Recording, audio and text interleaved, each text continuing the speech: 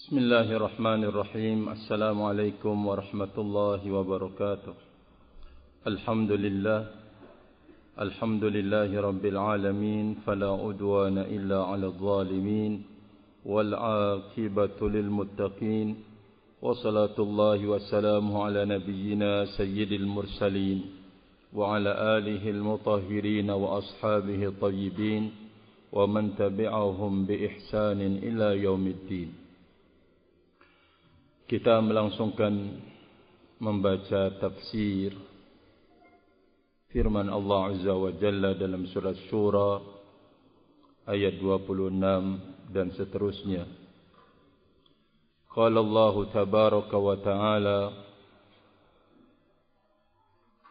wa yastajibu alladhina amanu wa amilus salihati wa yaziduhum min fadlihi والكافرون لهم عذاب شديد ولو بسط الله الرزق لعباده لبغوا في الأرض ولكن ينزل بقدر ما يشاء إنه بعباده خبير بصير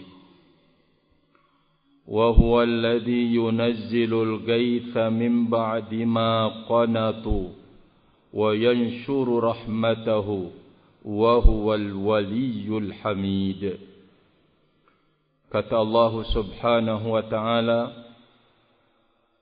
dan telah menjawab wa yastajibul ladzina amanu, dan telah memenuhi atau orang-orang yang beriman dan beramal saleh memenuhi ajakan Allah Subhanahu wa ta'ala, menanggapi dengan baik ajakan Allah Azza wa Jalla, ai untuk bertaubat kepadanya, kembali kepada Allah.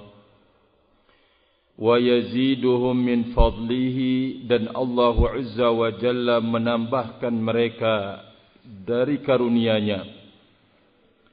Wal kafiruna lahum adabun syadid, dan orang-orang kafir bagi mereka azab yang pedih.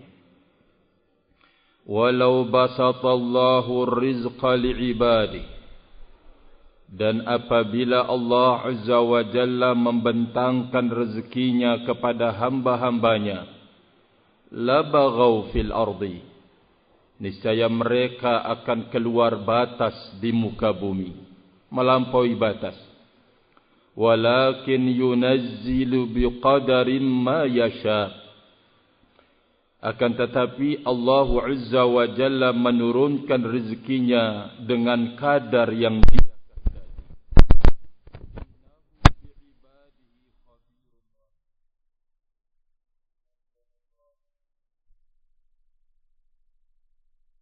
Allah Azza wa Jalla mengajak seluruh hambanya untuk kembali kepada Allah, bertaubat dari segala kekurangan-kekurangan. Maka terbagilah mereka dalam hal mengistijabah, menyambut seruan Allah itu. Mereka terbagi menjadi dua. Pertama, mustajibina, wasafahum biqaulihi, orang yang menerima, memenuhi ajakan Allah Azza wa Jalla, dan Allah sifati mereka dengan firman-Nya, wa yastajibul ladzina amanu wa amilus salihat, ay yastajibuna li rabbihim, mereka memenuhi panggilan ajakan Rabb mereka. Lamma da'ahum ilaihi, di saat Allah mengajak, menyeru, memanggil mereka kepadanya, kembali kepada Allah, bertaubat atas segala kekurangan. Wa yanqaduna lahu, dan mereka tunduk kepada Allah Subhanahu wa ta'ala. Wa yulabbuna da'watahu, mereka menyambut seruan Allah. Kenapa mereka menyambut? Li'anna ma ma'ahum minal iman wal amalis salihi yahmiluhum ala dhalik.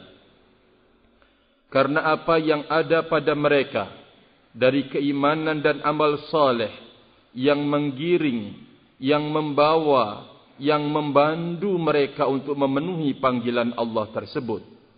Fa idzastajabu lahu, maka jikalau hamba itu memenuhi panggilan Allah, syakarallahu lahum, Allah Azza wa Jalla akan membalas dengan kesyukuran kepada mereka, membalas kebaikan kepada mereka.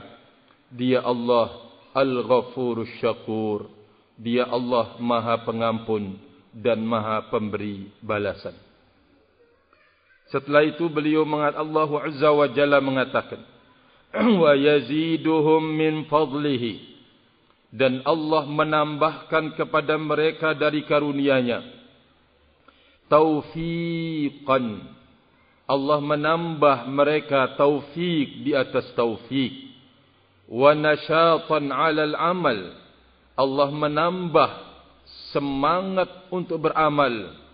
Wa zadahum mudha'afatan fil ajr, dan Allah menambah mereka dengan lipatan ganda dalam nilai pahala, ziyadatan amma tastahiquhu a'maluhum minas thawabi wal fawzil azim. Allah menambah dari apa yang semestinya nilai amalannya, ma tastahiqu amaluhum, apa yang pantas amalannya itu untuk mendapatkan dari pahala dan keberuntungan yang besar. Ini golongan yang pertama. Maka kita diberitahukan bahwa golongan yang pertama ini menyambut ajakan Allah Azza wa Jalla karena memang ada taufik dari Allah. Satu, ketika yang menyambut ini bertambah kebaikan di dalam hidupnya, itu taufik yang berikutnya dari Allah Azza wa Jalla. Taufik di atas taufik, barakallahu fikum. Golongan yang kedua, wa amma ghairul mustajibina lillah wa humul mu'anidun al-kafiruna bihi wa birusulihi fa inna lahum 'adzabun syadidun fid dunya wal akhirah. Adapun orang yang tidak mau menyambut ajakan Allah, yaitu mereka para penentang, kafir terhadap Rasul-Rasul Allah, mereka kafir terhadap Rasul Allah, bagi mereka azab yang pedih di dunia dan di akhirat. Kita langsungkan kepada tafsir yang ke-27. Thumma dzakara anna min lutfihi bi'ibadihi annahu la yuwassi'u 'alaihimud dunya sa'atan ay si'atan tadurru bi adyanihim. Kemudian Allah menyebutkan termasuk dari bentuk kelemah lembutan Allah kepada hamba-hambanya, termasuk dari kelembutan Allah terhadap hamba-hambanya, Allah tidak meluaskan atas mereka dunia dengan sebenar-benar luas. Allah tidak membentangkan kepada mereka. Ya, tadurru bi adyanihim, yang membahayakan agama mereka. Termasuk dari sifat kelembutan Allah terhadap hambanya, bahwa Allah tidak membentangkan dunia seluas-luasnya kepada mereka yang akan membahayakan agama mereka. Faqala, Allah berfirman, walau basatallahu rizqa li'ibadihi labaghaw fil ardi. Jika Allah Azza wa Jalla membentangkan rezekinya kepada hamba-hambanya, niscaya mereka akan keluar jalur di muka bumi, melampaui batas. Artinya apa kata beliau? La ghafalu an ta'atillah. Kalau dibentangkan rezeki lagi, mereka akan lalai dari ketaatan kepada Allah. Wa aqbalu ala tamattu'i bi syahawatid dunya. mereka akan habiskan hidupnya untuk bernikmat-nikmat dengan syahwat dunia. Fa'aujabat lahumul inkibabu ala ay fa'aujabat lahumul inkibaba ala mastastahihi nufusuhum walau kana maksiatan wa zulma. Lalu dengan dibentangkan dunia itu menjatuhkan, menjerongkokkan mereka, menyebabkan mereka terjerongkok, terjatuh, terkubang dalam apa yang dimaukan oleh jiwa-jiwa mereka, walaupun itu kemaksiatan dan kezaliman. Kalau Allah bentangkan rezeki atau dunia kepada mereka, demikian kondisinya.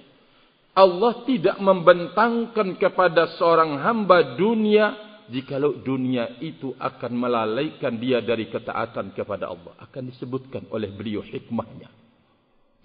Walakin yunazzilu biqadarin ma yasha. Akan tetapi Allah menurunkan sesuai dengan kadarnya, dengan kehendaknya. Ai bihasabi maqtadahu lutfuhu wa hikmatuhu. Sesuai dengan apa yang menjadi konsekuensi kebijaksanaan Allah dan kelembutan Allah. Itu yang diturunkan. Itu yang dititipkan kepada hamba. Barakallahu fikum. Innahu bi'ibadihi khabirum basir. Sesungguhnya dia Allah terhadap hamba-hambanya maha mengetahui dan maha melihat. Kama fi ba'dil athari anna Allah Ta'ala yaqul. Sebagaimana dalam sebagian athar bahwa Allah Azza wa Jalla berfirman, inna min ibadi man la yasluhu imanuhu illa al-ghani. Dari hamba-hambaku, kata Allah, ada orang yang keimanannya itu tidak cocok kecuali dalam kondisi kaya. Illa al-ghani. Walau afqartuhu la afsadahu dhalik.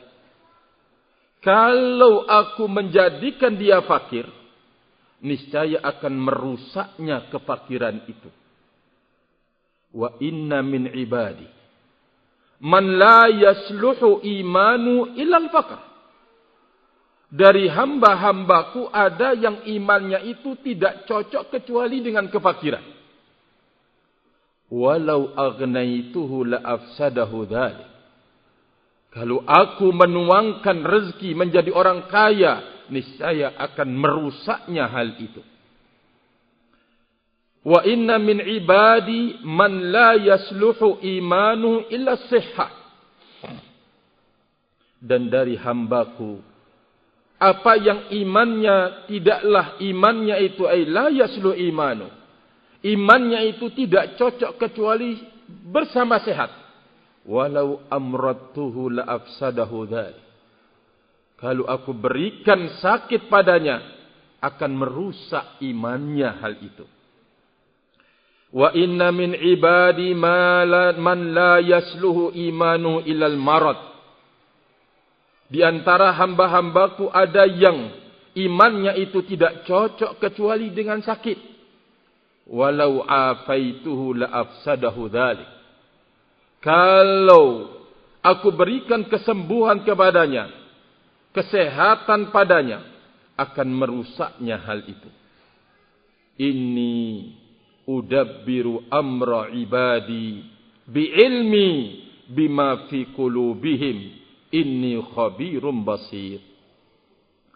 Sesungguhnya aku mengatur, aku mengawasi urusan-urusan hambaku dengan ilmuku, apa yang ada di dalam hati mereka. Sesungguhnya aku maha mengetahui lagi maha melihat. Barakallahu fikum. Pelajaran yang berharga bahwa ayat ini mendidik kita untuk menjadi orang yang qanaah, menerima apa yang diputuskan oleh Allah Subhanahu wa taala di dalam hidup ini. Engkau tidak pernah berkeluh kesah karena engkau hidup kekurangan. Karena itu yang menjadi penyebab iman engkau terjaga. Itu yang menyebabkan jikalau engkau dituangkan rezeki yang banyak, mungkin engkau akan menjadi kufur kepada Allah Azza wa Jalla. Ayat ini sekali lagi mendidik kita untuk bersifat qanaah. Kedua, ayat ini menegur kita dengan teguran yang sangat indah, bahwa apa yang kita dapatkan di dalam hidup atau yang sudah tertulis dalam catatan rezeki, semuanya itu di atas keadilan Allah buat engkau, di atas kebijaksanaan Allah subhanahu wa ta'ala. Barakallahu fikum, rahimani wa rahimakumullahu jami'an.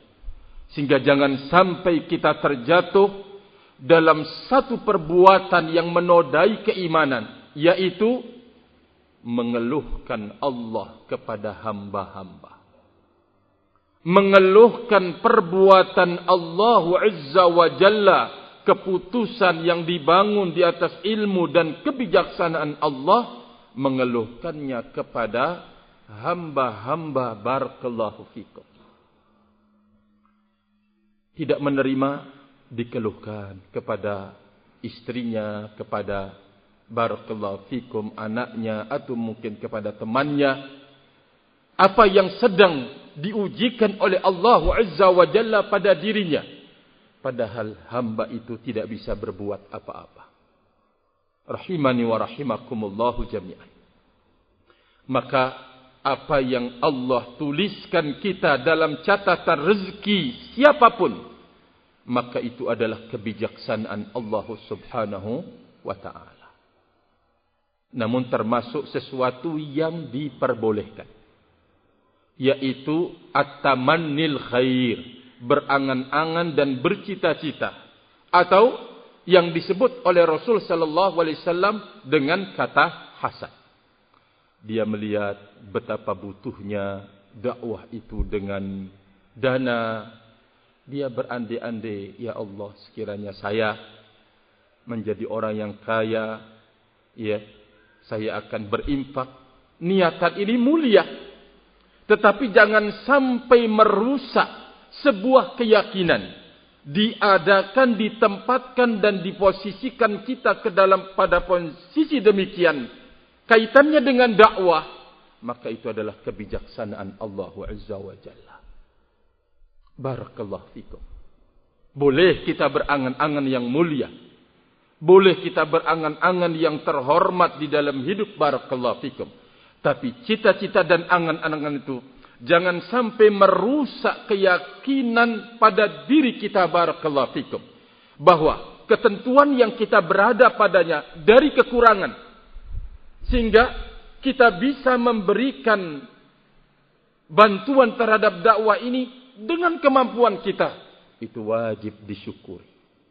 Allah meletakkan kita pada posisi itu dengan keadilan dan kemahabijaksanaan Allah subhanahu wa ta'ala. Kemudian yang berikutnya pada tafsir yang ke-28, ayat yang ke-28, beliau mengatakan, wa huwal ladzi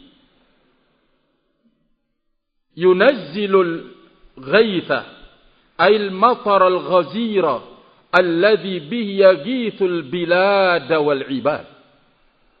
Dia Allah yang menurunkan air hujan yang deras, yang menyirami negeri dan menyirami hamba-hamba. Min ba'di ma qanatu, setelah mereka berputus asa.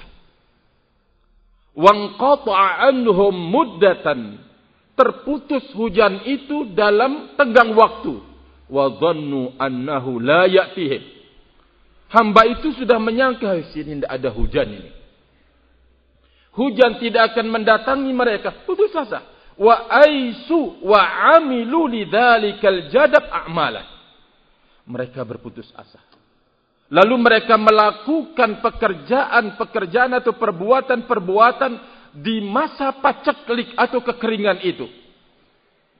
Fayunazzilullahu al-ghaitha, lalu Allah menurunkan hujan. Wa yanshuru bihi rahmatahu, Dan dengan air hujan itu Allah menebar kasih sayangnya, rahmatnya. Min ikhrajil aqwati lil adamiyyin wa bahaimihim.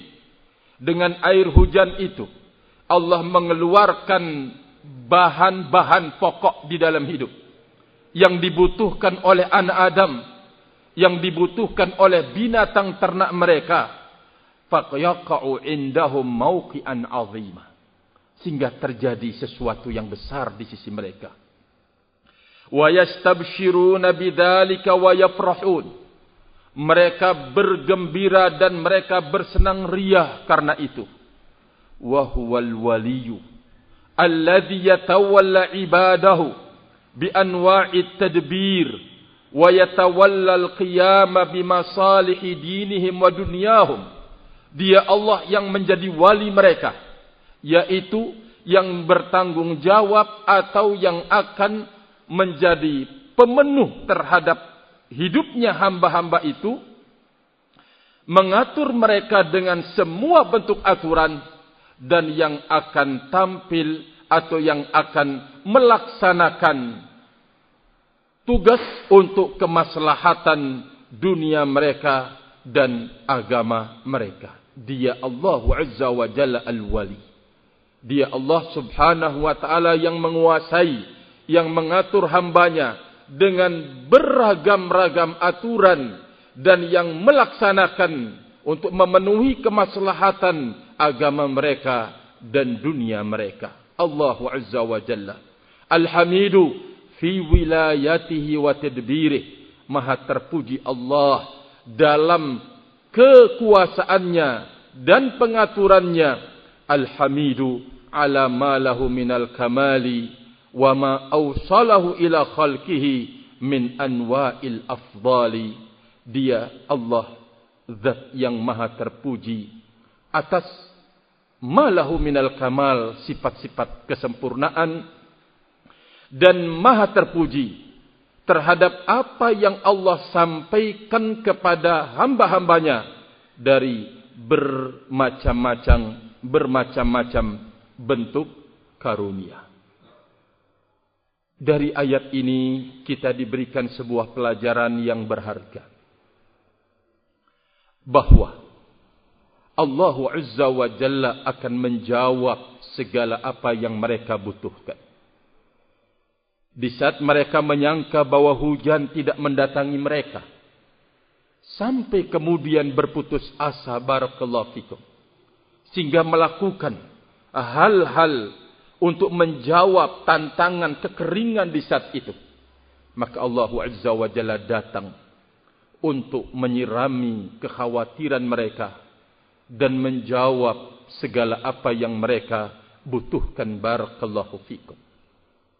Dari sinilah kita belajar lebih dalam lagi bahwa Allah Azza wa Jalla tidak membiarkan hambanya berbuat dengan tanpa bantuan dan pertolongannya,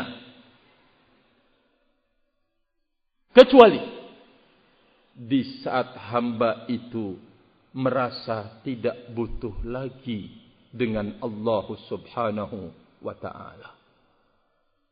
Allah Azza wa Jalla tidak akan melepaskan dirinya dari hamba itu, kecuali di saat hamba itu melepaskan diri dari Allah Subhanahu wa ta'ala. Pertanyaan berikutnya, adakah hamba yang merasa tidak butuh dari Allah? Adakah hamba yang meninggalkan Allah Azza wa Jalla? Jawabannya ada. Bahkan Allah telah menyebutkan dalam hadis qudsinya satu dosa yang itu merupakan gambaran dia melepaskan diri dari Allah Azza wa Jalla. Apa itu? Kata Allah Azza wa Jalla dalam hadis qudsi, man amila amalan asyraka fihi ma'i taraktuhu wa syirkahu. Barang siapa yang melakukan amalan, kata Allah Azza wa Jalla, dia menyekutukan aku pada amalan itu, Dia mengharapkan selain ridhonya Allah. Dia mengharapkan selain wajahnya Allah. Dia mengharapkan nilai bukan nilai dari Allah Azza wa Jalla. Aku tinggalkan dia. Aku biarkan dia. Dan bersama yang disekutukannya aku dengannya. Allah Azza wa Jalla berlepas diri dari hamba itu. Maka termasuk pengajaran doa Nabi sallallahu alaihi wa ala alihi wasallam adalah wala takilni ila nafsi tarfata ain. Ya Allah, jangan engkau serahkan urusan diriku kepada diriku walaupun sekejap mata. Doa ini adalah sebuah permintaan agar bantuan pertolongan Allah Azza wa Jalla itu selalu menyertai kita.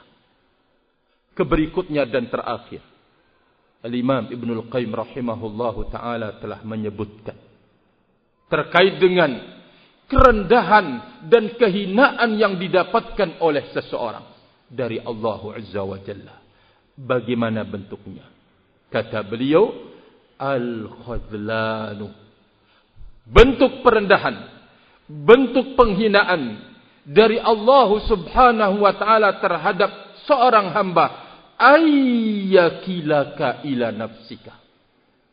Allah menyerahkan engkau kepada dirimu sendiri. Maka barakallahu fikum. Ayat ini benar-benar mendidik kita rahimani wa rahimakumullah dan memberitahukan kita selama kita berada pada ketaatan di jalannya, Allah Azza wa Jalla tidak akan membiarkan hambanya. Barakallahu fikum.